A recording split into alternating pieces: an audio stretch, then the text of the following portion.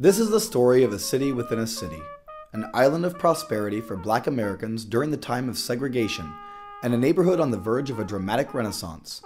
In Columbus, Ohio, there is an area that has been given many names over the years: the Blackberry Patch, Bronzeville, the King Lincoln District, and the Near East Side. Each of these names reveals something about both the geography and the history of the area, but in its heyday, most of the residents there simply called it the neighborhood. The Bronzeville neighborhood started back in 1936, and it was when this area had its golden era where African Americans, this was actually the heartbeat of the city where African Americans lived, worked, and raised their families. There was the graduates from OSU, from all the universities, people who had skills. Everyone was living here. And they realized that back then that there were some social and economic concerns that they wanted to address, and the best way to do that is to organize. And that's when they organized and they formed Bronzeville, this is the neighborhood, and they also had their own mayor and a cabinet. This was done in 1936 and continued up until after the 1940. This neighborhood started as the northern migration took place, and what happened was Columbus was a great place for jobs. So African Americans looking for a better life came to this neighborhood where they were allowed to buy housing. And because there were a few professionals, doctors and pharmacists, these people owned property, and they actually built apartment buildings where African Americans could live. Poindexter Village, which is just a few blocks from here, was one of the first housing projects that allowed African Americans to live. So this became a place where African Americans looking for jobs, coming from the South, coming from other parts of the country, could live. So they congregated and concentrated here. When I was growing up, we didn't have to go out of our community, and I've explained this to my son. Mount Vernon Avenue and Long Street, I didn't have to go anyplace. Anything I wanted, I could get it right up and down here, right along here. I mean, the first time I took a girl out to dinner, I took her to a little bar, restaurant that used to be next door to here called the Novelty Bar. On a Sunday afternoon, I probably spent $4 for both meals. But we had everything we needed in our community. My father had a store on Mount Vernon Avenue from 1945 until, well, I still own the building where the barber shop and all that is on Mount Vernon Avenue. That's my building. And I owned some property around the corner from there. Well, my father's business was there. He used to have a newsstand, and then later on he moved to 17th in Mount Vernon, which is gone now when they made that, you know, right next door to the Extension Center, all that vacant land. There used to be buildings all along there. The neighborhood was a vibrant place to live and work, and came complete with its own soundtrack. Though many kinds of music could be heard there, it was jazz that stirred the pot and provided a living for so many musicians. And there was a need after you worked,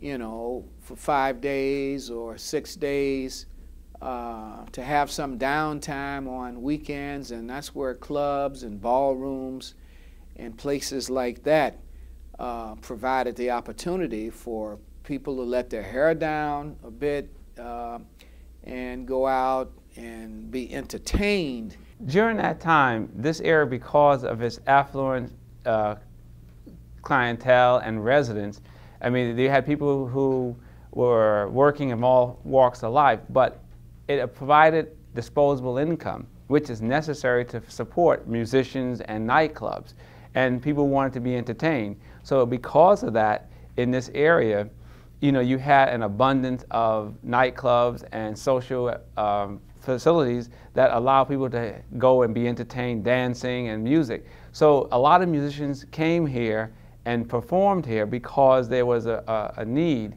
and that the community was welcoming to that. And I know during that time where a lot of the African American musicians that would perform downtown, they could not stay downtown, they would stay in this area. And so therefore they would play downtown, and then here they would play in the nightclubs to all hours in the morning. And the joke about musicians is that they played all night and slept all day, and because they had to be up for the night, you know, entertainment. So this area not only housed them, not only gave them shelter and food, but it also gave them an opportunity to play in the local areas, and this included some of the big entertainers of that time. So it really was a place where business and the residents can also have their own entertainment in the neighborhood. As a result, this theater was built, as well as other theaters that were built to entertain African Americans at their own expense right here in their own neighborhood. Columbus, during this time, had a nightclub scene where on every corner there would be a club. If you were on Mount Vernon Avenue, there was a club called Skirties that was at the corner of 20th and Mount Vernon. And then right across the street from that was the Yacht Club. And there were jazz bands that played there. Grover Washington played there. There were so many bands. Every weekend there would be a different band playing at Skirties and the Yacht Club. And then you'd go down the street and there would be the Club Jamaica. And the Club Jamaica would have a club in the downstairs where there would be a jazz band playing, but then upstairs they would have the top floor party house. And you'd go to the Club Jamaica and you'd see James Brown's bus sitting out in front of the Club Jamaica. So that was an influence. There was Long Street, and on a Long Street you could go down the street, and at the Club Lincoln there would be a band playing. Across the street there would be the Club Empress. There would be a club called the Regal. You'd go over to Main Street, and at the corner of Miller and Main there would be Larry's, the Club Utopia. There would be the Arena in Joe's Hole. There was so much music being played literally on every corner. The clubs were very live music, and they had professional musicians as well as upcoming musicians, sometimes on jam session nights. And the veteran performers back in those days would really look after the young people coming up. And we have a man that's going to be interviewed later on, Raleigh Randolph, who's in the building now. His father was one of the most influential people in developing young talent, as well as being a professional musician and a businessman on the Near East Side here. My father was a serious jazz musician. He used to say, there's nothing else in the world that can replace music when you're playing it. A lot of the people that are semi-famous around here that come from Columbus, Ohio, a long time ago I played with them, so I was influenced by all of them. There were people that came through my father's band that are now famous. So of course I listen to them and I pay attention to them. I mean, everybody, Hank Marr, Rusty Bryant, Art Baskerville, Paul Kauser. A lot of these guys I've played with at different times. A lot of them are gone now. And then there are people like Jeff Tyus and Bobby Pierce that I grew up with. And they either just missed the big time, becoming real famous by that much, or in some circles out in the world, in the jazz world, they're really well known. One of them's gone now, but everybody around here, and partly because my father was the secretary of the musicians local. Back when I was a kid, there were two musicians locals, a black one and a white one. Only the black musicians were in that one, and my father was the secretary. So we went everywhere that there were black musicians around here, everywhere. I mean, I would tag along with them. So I got to see everybody. I got to see famous people. I got to see Miles Davis when I was a kid. Horace Silver. I've been influenced by everyone. Probably the East End here. That's where all the happening was. The Club Regal, Skirty's Bar and Grill at 20th and Mount Vernon, Club Copa on Mount Vernon, the Legion Hall further down the street. Actually, the club that brought in the largest names was over on Leonard Avenue. It's the Club 502. And that's when they brought in Miles Davis, Cannonball, Horace Silver, J.J. Johnson, Bud Powell. During that time, there were about 4 hotels around here. There was one right at the corner of Long and Hamilton, right where Zanzibar and all that is now. There was a hotel there. On 20th Street, just below Hildreth, there was a Macon Hotel, was there. On St. Clair, if you go down St. Clair right now, as soon as you cross Mount Vernon Avenue, if you look to the right, there's a 4-story building or something. It was a St. Clair Hotel. People stayed there too. And then downtown, right across from, on 4th Street, 4th and then right off of Long Street, there was the Lynchford Hotel.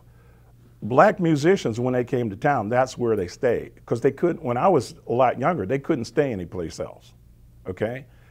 And there was a lot of live music, a lot. So there were musicians around all the time. So there were always musicians in these places. And they would always come to Mount Vernon and Long Street to sit in after their regular gig. When I was growing up, jazz musicians would, if they played around here, if they played in the inner city, if they played in the ghetto, well, they had 2 choices. They played in the ghetto in a club, or they played downtown if they were a big name. If they played downtown, like at the Palace or one of those places, after that was over, I mean, it would always be over relatively early, you know, 10, 11 o'clock or something. Well, when I was coming up, part of the way a musician learned his craft was to sit in on a jam session, which means that after these musicians would leave wherever they were, they'd come to the inner city. They'd come out here to sit in all these clubs that were open. And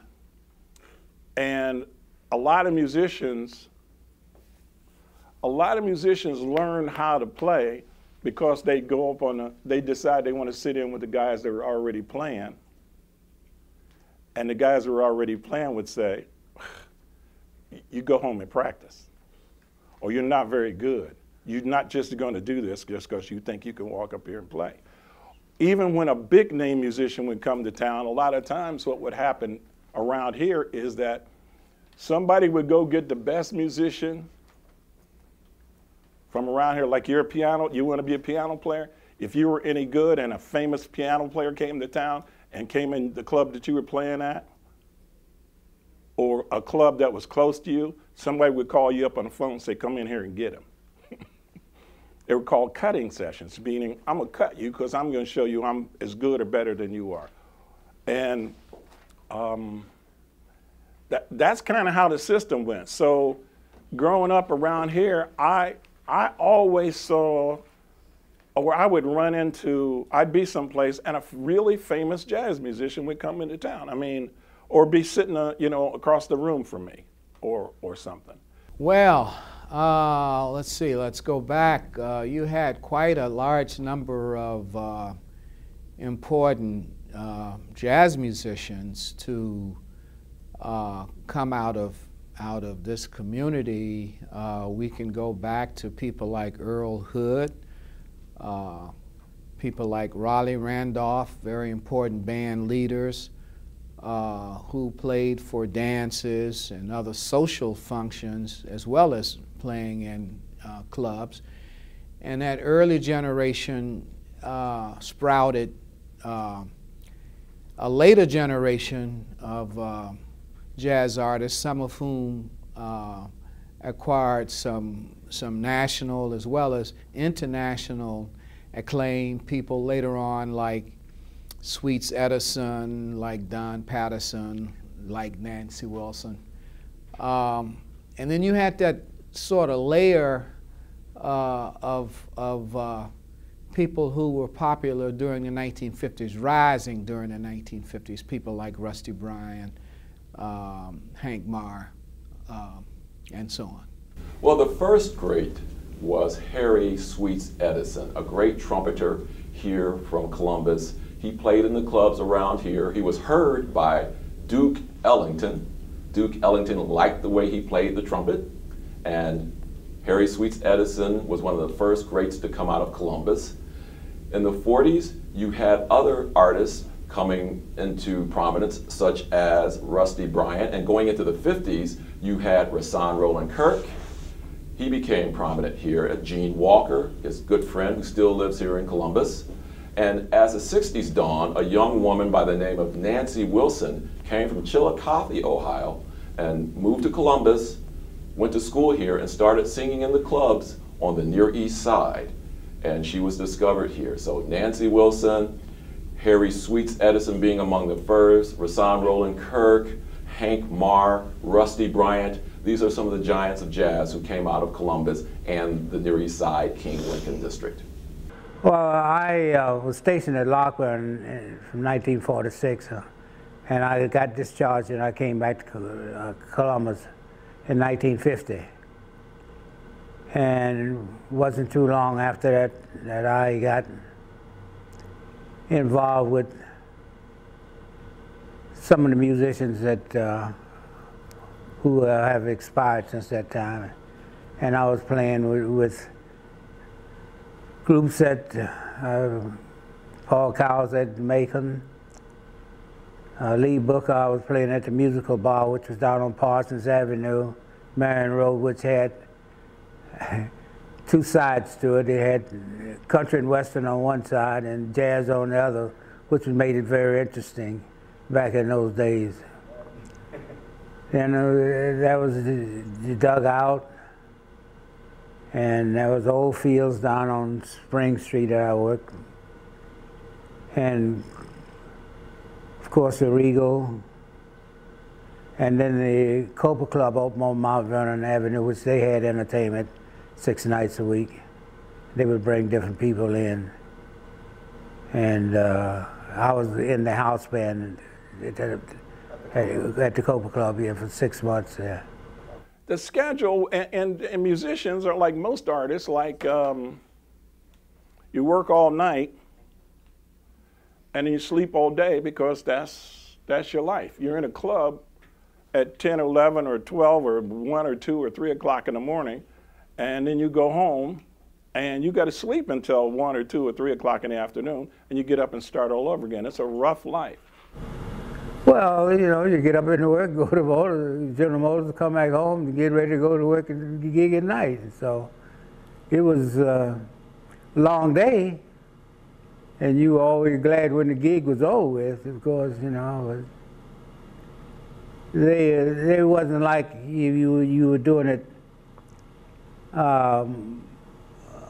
over, I would say maybe you would have a week of 6 nights, then you'd be off for a while, and then maybe someone else would come up and then you'd work 6 nights then. I think the longest I did was 6 months at the Copa Club, which was very, very, very, very long.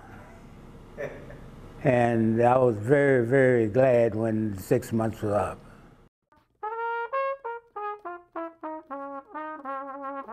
The 1960s seemed to be the beginning of the end for the neighborhood.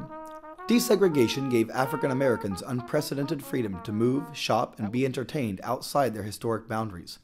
As neighborhood residents explored other parts of Columbus, the clubs and other businesses in the neighborhood lost customers and began to close. When I-70 and I-71 were built, the neighborhood was, in some ways, more isolated from the rest of the city than ever before.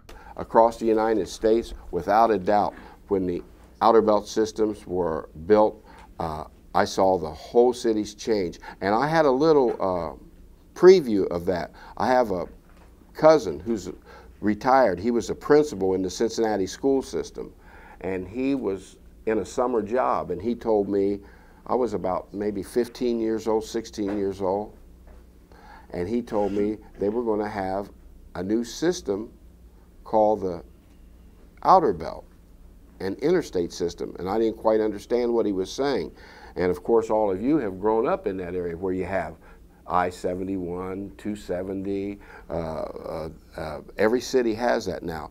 And what has happened is, if you'll notice, if you ever go to what's called the suburbs now, the suburbs have their own shopping centers, their own grocery stores, their own places where people go to have their dining out, where they go to have their pleasure out. Whereas before, it was the inner city that had all these things. Everybody would drive into a city to have it. All of you familiar with Columbus City Center?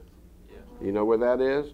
Well, my father, that's where my father's business was. He had a alteration shop and cleaners there, and that was right in the center. Actually, Broad and High is considered the center of Columbus. Well, my father's business was at Rich and High, which was about 3 blocks south of Broad and High. And activity, you couldn't believe when I was coming up as a young man, the activity that was there. Plays coming in, baseball teams staying at the downtown hotels, conventions at the downtown hotels. Everything was downtown. And everybody which is now the suburbs, they didn't have anything hardly out there. Maybe a little grocery store. And when I say little grocery store, I'm talking about a mom and pop type grocery store, whereas everybody would come downtown. Monday night used to look like New York. Monday night was late shopping, and Columbus was vibrant, and the clubs in this right in the close surrounding area were packed on Monday nights, because Monday night was a big shopping time. I'm assuming all of you can go anywhere you want to on Sunday. If you want to go to a grocery store, if you want to go to a shopping center, you can go. Am I correct in saying that? Well, when I was coming up Sunday, that was a day that 2 things had to happen. You had to get cleaned up real good, and you go to church. And right after church, you have family dinner together. And no stores were open. So things have changed quite a bit. I think a major turning point was the decision to build the interstate, what we know now as Interstate I-71, the major north-south corridor that goes from Cincinnati through Columbus up to Cleveland, right through that neighborhood. In effect, shutting off Mount Vernon, which was a major thoroughfare at one time, that connected the east side of Columbus to downtown Columbus. The impact of that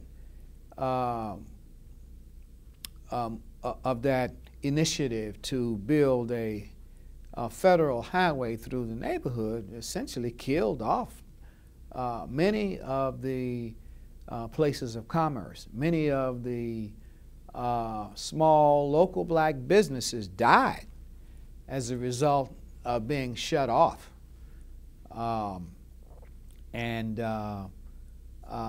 Many in this community point to that as being a major turning point, unfortunately, in the negative for the Near East Side. There were 3 historical events that took place that caused everything to kind of shut down. And I want to give you the first one is that of Brown versus the Board of Education in 1954, May 17th, and where we had the beginning of desegregation. And you said, well, how is that a bad thing or a good thing? Well, it was both. Socially and morally, it was the right thing to do, but economically, it devastated the African American community, because people then now had the opportunity to take their resources out of the community. Therefore, they didn't have, it wasn't supporting the local businesses that employed the youth in the community in odd jobs in the stores or the entrepreneur activities. Second came later on in 1950. And that was the Highways Act, where late 1950s, the bill was signed that we were going to connect the country by highways. Most of those highways came and went through African American communities. And in Columbus, the 2 highways that began to separate the community was I-71 and I-70, which actually physically cut the neighborhood in half. So people then were starting to move out because they had to move people out, by blocks and build the highway. And at that time, the neighborhood was still functioning because this same area that we're living in today called Bronzeville, it was about a 2 square mile area. It had about 70,000 residents. Just to give you an idea, today we're about a 1 mile square area, and we only have about 16,000 residents versus 70 in this area. And then the third and the final event that really forced people to move out and they start to go to different communities was that of urban renewal, where when urban renewal came in, it not only displaced the music, but also the entrepreneurs, the shops, and the residents. Over 20,000 people were moved out of this neighborhood in a period of maybe 5 years. What happened to this vibrant area was part and parcel to the interstate system being put in place under the Eisenhower administration. In the early 60s, the federal government decided it would do an interstate system through Columbus. Unfortunately, because this neighborhood was not politically powerful, the interstate system cut through a large portion of the King-Lincoln district. Lexington Avenue runs north and south from where we are. It is currently the footprint for Interstate 71. It took several years for this interstate to be built. In the meantime, it basically froze this community. The community was cut off from downtown. The people who were counting on business didn't have customers. So by the time the interstate had been built, it's like holding a vice over your arm. Your arm becomes numb. And by the time the interstate was actually built by the mid to late 60s, this community had gone from having thousands and thousands of residents, these people who basically supplied the clubs, who made the clubs popular, and they were all gone. They could move by that time because this was a segregated community. And by that time, people could move to other places. They could move to North Columbus. They could move to the south side. They could move out east. So people left because, frankly, the interstate system cut off the lifeline of prosperity for the business people who helped make this community vibrant. So they thought that by taking the federal money and tearing down houses they were going to improve the quality of life in the community and have a better neighborhood. Well, what they did was tore down houses and moved people out, and then there was no plan, an immediate plan to rebuild. So you displaced those 20,000 individuals, and then the land was left vacant for 10 years. Just imagine you have 16,000 people that live in this neighborhood today. It was more than that was moved out in the space of 3 to 5 years. And that's what finally was the devastating act that caused the neighborhood to dissipate. And the musicians had to find other places. So you had the suburbs they went to, and a lot of them went to other cities during that part of urban renewal. Basically because the upper middle class started to move further out of this area. They moved to Whitehall and Gahanna. The east end of Columbus used to be the black neighborhood in this city. It had the largest number of black people in it. I stopped playing because I saw too many musicians around my father who were great or really, really good, but they never quite made it. They were still starving to death. I mean, I was 17 or 18 and I said, I'm not doing this. No, I'm gonna go to college and get a degree and become an entrepreneur or something. I don't know what that was going, but I said I wasn't going to do it. Today, the neighborhood is beginning to emerge from its long sleep. City leaders have begun to see this part of Columbus more clearly and have recognized its historical importance as well as its commercial promise. City leaders have renamed this neighborhood the King-Lincoln District. I see some positive things, yes. I see a kind of recommitment to raising the quality of life in the community. And what that means is that in order to do that, there must be investment and reinvestment in order to make it livable. I think the first thing is to begin to improve the infrastructure, the lighting, the roads. Next would be to improve the vacant housing, to remodel them, the vacant lots, to build infill housing.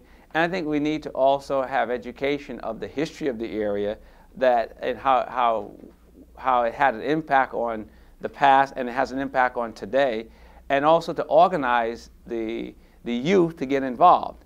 And I think economically we need to bring in the resources to improve the social and economic activities in the community by, one, providing jobs and training, and bring the community back to where you have more shops, more entrepreneurship, because that begins to filter into the social aspect of the residents. And when that's what a community needs, a place where people feel comfortable living, working, and being entertained. So you don't move up and out of the community, you move up and into the community. The resurgence of the Lincoln Theater is really an anchor for the revitalization of the King Lincoln District. There are people such as myself who have chosen to move here and take these older homes and rehabilitate them. There are a lot of young people coming in, buying homes here in the King Lincoln District. And there are housing projects. I mentioned earlier how Poindexter Village was one of the first large apartment complexes for African Americans. They now are building a new condo system, Whitney Young, just 2 blocks north of here. So there are signs that this area can come back, but it needs businesses. It just can't be entertainment. Entertainment has to have prosperity. You have to have money in your pocket before you can go to a show or go see a jazz musician. So the prosperity and economic engine has to come back too. Older people have to take an interest in younger people. The neighborhood needs business to flourish. It needs people to cooperate in making these businesses flourish. And once businesses start flourishing, people have a tendency to spend their money. And in business, if you don't make the cash register ring, you can't stay in business. So I feel like with the so-called renovation, that's what they call a neighborhood when they have torn it down and rebuilt it. With the renovation process going on, with the political system putting interest in that particular area where they have put new businesses in, I think it can come back to a status where music is very prominent again. But it takes a lot of cooperation, and you have to definitely look at it from a standpoint of everybody cooperating, and it's all teamwork. This is done now, that's great. And the education programs that Judy and the people here are doing, that's great. But it needs to be more than that. I mean, there are a lot of musicians out here in your school that'll never get discovered because there's nothing coming to them. Well, maybe not in your school, maybe you're working at that. But overall, when I was growing up, there was music around all the time. So if I wanted to play drums, I saw somebody playing drums. And you know, I was in the marching band, and I was in the orchestra, and I was in the dance band at East. But you guys don't have that. So I don't think enough is happening now to get to young inner city people that could be good musicians. I don't think it's happening. There's some things that are happening, like I said here, this is great, but it needs to be more than that. I think the role of the school is very critical because it's being a neighborhood school, it ties into the youth for them to want to get involved into the understanding the history, also to identify what their roles can be in the present time, and then maybe make some determination of how they can improve it for the future. And also in being ambassadors to new things, new ideas, and also to have a grip on not only this history, but have a participation in its development. I think this is one opportunity where the education or the schools in the neighborhood should be a catalyst for bridging the gap of the past, present, and working on the future. Because without that connection, then the future becomes whatever someone else makes it. And it's nice to have a participation in that, because you cannot go anywhere and be anything if you don't know where you come from or what has molded you. And you must prepare for tomorrow for those who are not even born yet. The school has to have it as putting the arts right along with your science, with your history lessons, with your math lessons. You have to have encouragement from home. You have to have encouragement from the school, and you have to have encouragement from professionals. And the school's role, as usual, is to carry that on to that extra step. People don't realize that school teachers are very important in your whole structure of life, because you spend so much time with your school teachers. And I'm quite certain if I say this that you'll agree with me. You have some teachers you like and some teachers you dislike, and some teachers in the middle. But if you really like a teacher, I'm almost certain you will try to do real good for that teacher. Well, it's the same as if you have a band director. If this band director takes an interest in you and shows you how to play an instrument or how to sing, I'm positive you will try to do good for him. So the school plays an important role in development from a standpoint of encouragement. But the school also has to have finance, because playing an instrument is not free. You don't hear jazz on the radio. You don't get to hear the rich music that comes from our history, except if you have an educator who is conscientious enough to take his students back to those periods when they played blues, when they played jazz, even when they played Dixieland music.